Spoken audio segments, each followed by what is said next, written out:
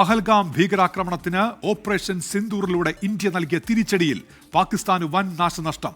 പാകിസ്ഥാന്റെ 5 യുദ്ധവിമാനങ്ങളും ഒരു വലിയ എയർക്രാഫ്റ്റും തകർത്തെന്ന് വ്യോമസേനാ മേധാവി അമർപ്രീത് സിംഗിന്റെ വെളിപ്പെടുത്തൽ.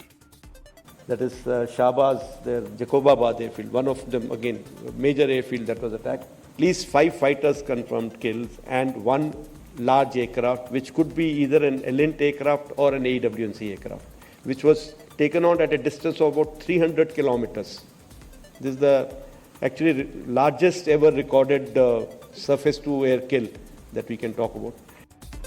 വിനീത വിജി ഇപ്പോൾ ഡൽഹിയിൽ നിന്ന് വിവരങ്ങൾ ചേരുന്നുണ്ട്. വിനീത, ഇതേതു പരിപാടിയിലാണ് ഔദ്യോഗികമായി വ്യോമസേനാ മേധാവി ഇക്കാര്യങ്ങൾ സ്ഥിരീകരിച്ചത്? എന്തൊക്കെ വിവരങ്ങൾ പങ്കുവച്ചു അദ്ദേഹം? വിനീത,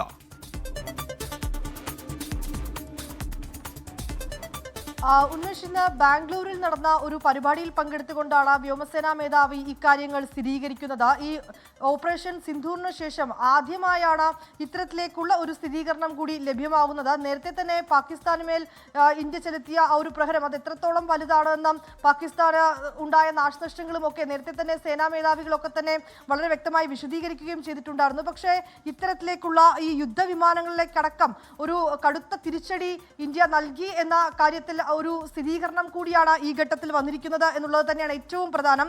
ഇതിൽ പാകിസ്ഥാന്റെ 5 യുദ്ധവിമാനങ്ങളാണ് ഇന്ത്യ തകർത്തത്. ഇത് കൂടാതെ തന്നെ വ്യോമ നിരീക്ഷണ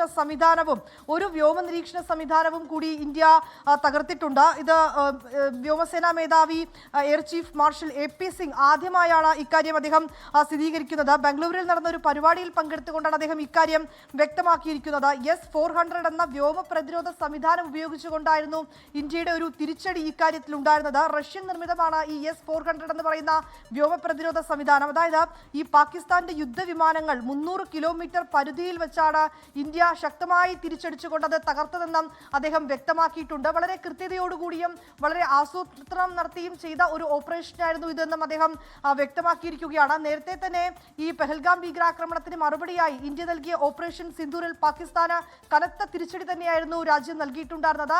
അത് ഏതൊക്കെ തരത്തിലാണ് എന്നുൾപ്പെടെയുള്ള കാര്യങ്ങൾ സേനാ മേധാവികളൊക്കെ നേരത്തെ വ്യക്തമാക്കിയിട്ടുണ്ടായിരുന്നുവെങ്കിലും ഈ യുദ്ധവിമാനങ്ങളടക്കം തകർത്ത കാര്യത്തിൽ ഇപ്പോഴാണ് ഒരു സ്ഥിരീകരണം വന്നിരിക്കുന്നത്. കനത്ത തിരിച്ചടി തന്നെയാണ് ഇന്ത്യ പാകിസ്ഥാന് നൽകിയിരിക്കുന്നത്. ഉന്മേഷ്, ശരി. വിനീത വിജിയാണ് ഡൽഹിയിൽ നിന്ന് വിവരങ്ങൾ നൽകിയത്.